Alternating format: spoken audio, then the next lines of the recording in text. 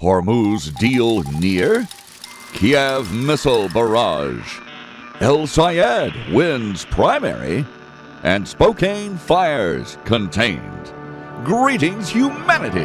Let's GROK the news. We cover the world's headlines. But first, a deep dive into the most important story in the world today. Dateline, Washington, D.C. President Donald Trump says a deal to reopen the Strait of Hormuz could still come soon as Iran and Oman move into the final stages of agreeing on a new shipping route through the critical waterway. Iranian officials announced Wednesday that the two countries have reached an understanding on the coordinates of a temporary single route that would replace the previous northern and southern passages and run through Iranian territorial waters for 2 to perhaps 4 months. The arrangement covers technical, legal, security, and environmental points according to Iran's foreign ministry. The Iranian Deputy Foreign Minister for Legal and International Affairs, Kazem Gharibabadi, told state media that the sides had reached in-principle agreement on almost all relevant issues after more than 3 weeks of consultations.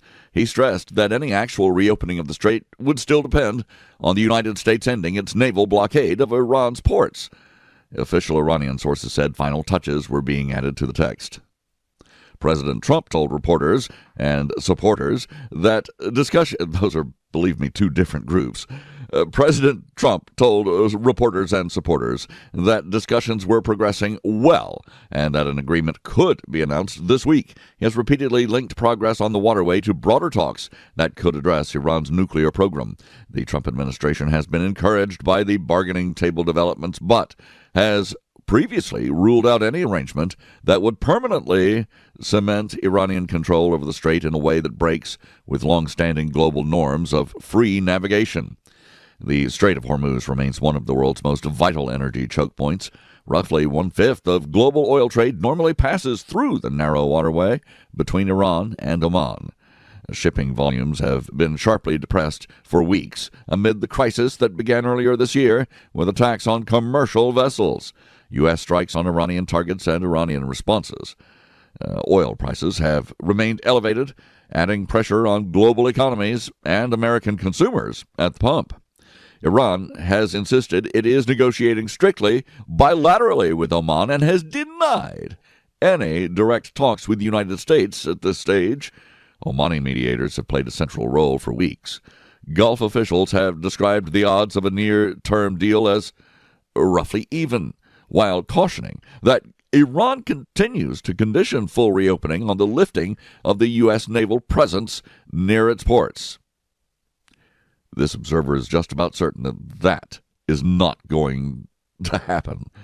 Meanwhile, Yemen's Iran-backed Houthi forces claimed yesterday that they had targeted 2 Saudi oil tankers with ballistic missiles, one in the Gulf of Aden and another in the northern Red Sea. The group said the vessels were forced to turn back. These claims form a part of a wider pattern of proxy pressure on regional shipping that has complicated efforts to stabilize the waterways. U.S. officials have maintained that American forces remain prepared to protect freedom of navigation. President Trump has said the Pentagon holds substantial munitions and has warned against leaks regarding readiness.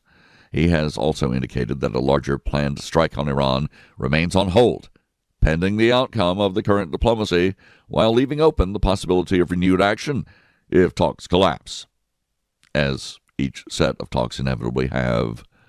The emerging framework would temporarily place commercial traffic under a coordinated route system overseen with Omani involvement. Iranian statements emphasize sovereignty and management rights over the strait.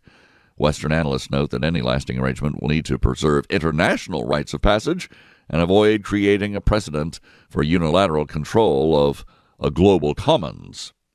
Markets have shown cautious optimism in recent sessions as reports of progress circulated, with some oil benchmarks easing on hopes that tankers could resume more normal transit.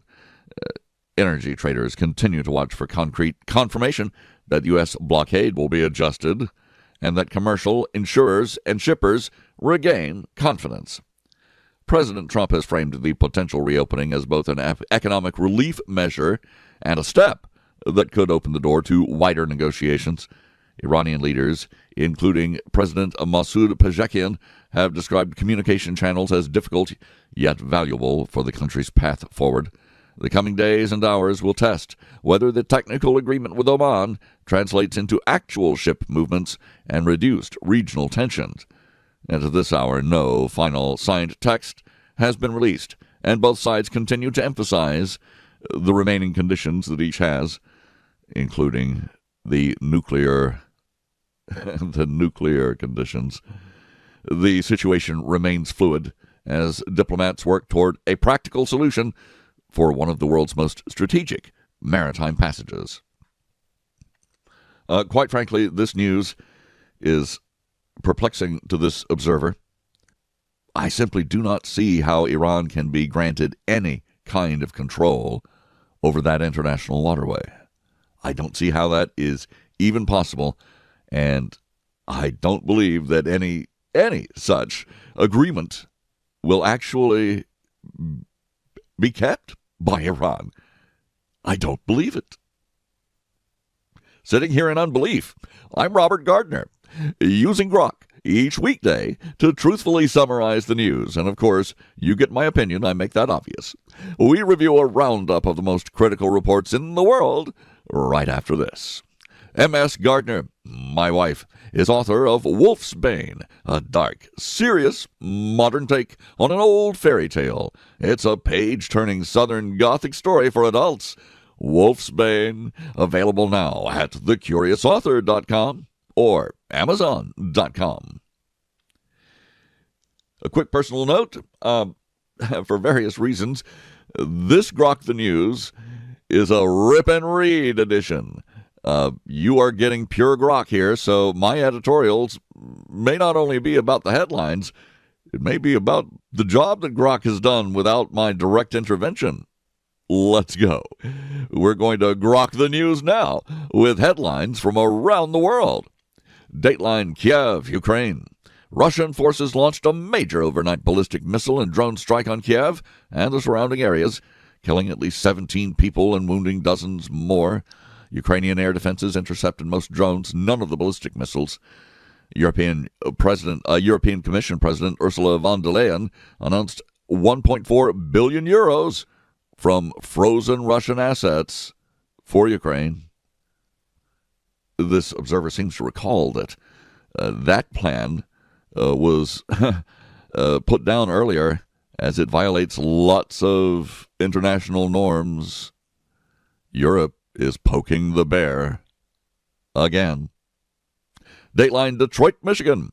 Progressive candidate Abdul El Sayed narrowly defeated Congresswoman Haley Stevens in Michigan's Democratic U.S. primary. He'll be facing Republican Mike Rogers in November for the open Senate seat. The close result highlighted deep party divisions over policy and electability in a critical battleground. Dateline Spokane, Washington. Firefighters established containment lines around 3 wildfires near Spokane that have destroyed roughly 700 to 850 buildings and forced more than 65,000 people to evacuate. Authorities arrested a suspect on arson charges for at least one blaze.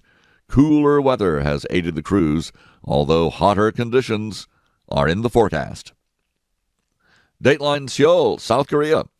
North Korean leader Kim Jong-un's sister, Kim Yo-jong, has warned of additional military options in response to Japan's defense buildup.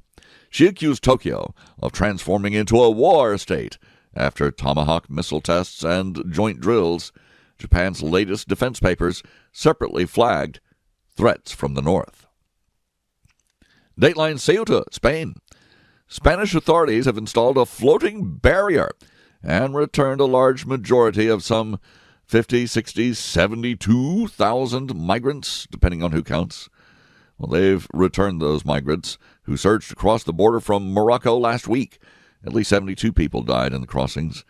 Officials continue managing remaining unaccompanied minors and managing diplomatic fallout. Dateline Guwahati, India. Flooding across 14 districts of Assam has killed 95 people and affected more than 160,000 residents. 6 additional deaths were reported in the past day. Relief camps are operating as rivers remain above danger levels and crops stay submerged. Dateline Dhaka. Bangladesh's government expressed outrage after ousted former Prime Minister Sheikh Hasina held a virtual press conference from New Delhi. She vowed to return in December.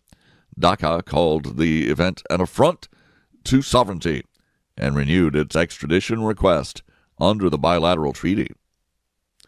Dateline Panaji, India. The Bombay High Court's Goa bench has convicted former Teleka editor Tarun Tejpal of rape and related offenses in a 2013 case, sentencing him to 10 years of rigorous imprisonment. In America, we would call that hard labor. The court overturned a prior acquittal. Tejpal plans to appeal to the Supreme Court. Dateline Washington, D.C. Vice President J.D. Vance said a federal task force has blocked $56 billion in fraudulent payments and identified $230 billion in overall fraud. He urged Congress to pass legislation making stronger data-sharing rules and penalties permanent across benefit programs. Dateline Prospect Hill, North Carolina. 3 adults from the same family, including the suspected shooter, were killed and a 4th injured in a shooting at a rural home in Caswell County. Deputies responded to the isolated incident Wednesday morning. Investigators from the State Bureau of Investigation are assisting local authorities. Dateline Seoul, South Korea. Record heat waves across East Asia prompted zoos to activate emergency protocols as temperatures in Seoul reached 39 degrees Celsius. That's 102 degrees Fahrenheit for my American listeners.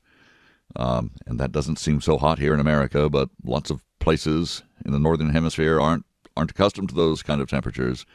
Health officials reported daily records for heat-related illnesses and urged protection for outdoor workers and vulnerable residents.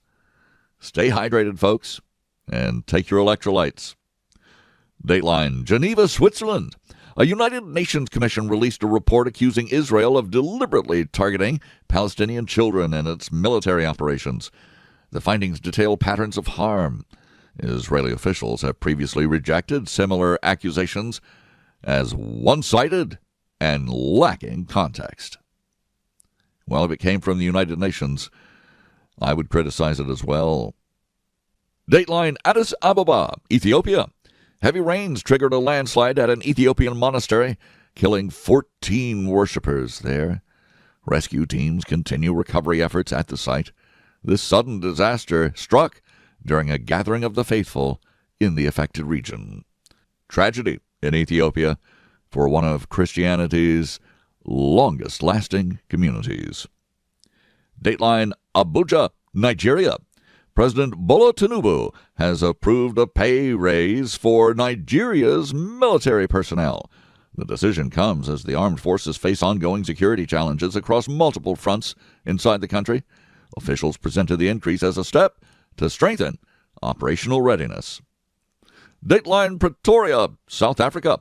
A party in South Africa's governing coalition filed a court challenge against a land expropriation law. The measure had previously drawn criticism from the United States. Legal arguments center on constitutional property rights versus land reform goals. You know, in criminal circles, this is just called a land snatch, claim jumping, and it's for racial reasons. Dateline Jerusalem. Israel's government approved $37 million to seize more than 70 sites in the occupied West Bank. The funding supports expansion of settlements and related infrastructure. The decision adds to ongoing territorial and diplomatic tensions in the region. Dateline Nairobi, Kenya. Chinese artificial intelligence models are gaining rapid adoption across African technology hubs.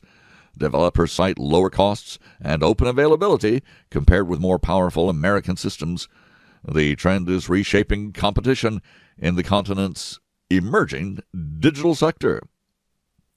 Dateline Jakarta, Indonesia. President Prabowo Subianto is advancing plans for major changes to commodity export rules. The proposals face competing visions inside government and business circles. Trade positioning amid global pressures remains a central factor in the debate. And Dateline Leipzig, Germany. German police defused an explosive-laden drone discovered near Ukrainian cargo aircraft at Leipzig-Halle Airport. A separate object struck a DHL plane in the area.